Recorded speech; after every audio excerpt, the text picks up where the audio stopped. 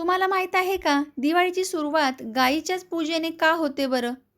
काय असू शकतं यामागे? अनेक शास्त्रामध्ये वेगवेगळ्या कथा आहेत.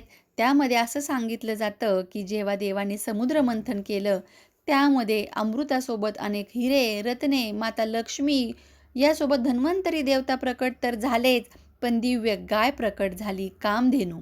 यासोबतच तिचे 5 ज्या गायी आहेत संतान, त्या देखील आल्या नंदा, सुभद्रा, सुरभी, सुमना, शोभनावती. यामध्येच नंदा मातेचं स्मरण करूनच आज या पृथ्वीवरील ही जननी म्हणून वसुबारस आपल्याला शिकवते, की ज्याचं दूध तू पितोस त्याचा उपकार विसरू नकोस. म्हणून आजच्या दिवशी गोमातेला वंदन केलं जातं. गायीची पूजा केली जाते. गाय आणि वासराचं प्रतीक म्हणजे आईच्या आणि मुलाच्या वात्सल्याचं, प्रेमाचं प्रतीक. म्हणूनच आजच्या दिवशी आईने आपल्या मुलांचं औक्षण करून गोमातेचा आशीर्वाद घ्यावा व सदैव असंच अक्षय, आरोग्यदायी, भरभराट दूध दुभत्याप्रमाणे घरात सुख समृद्धी सुबत्ता राहू दे, अशी प्रार्थना जरूर करायची आहे.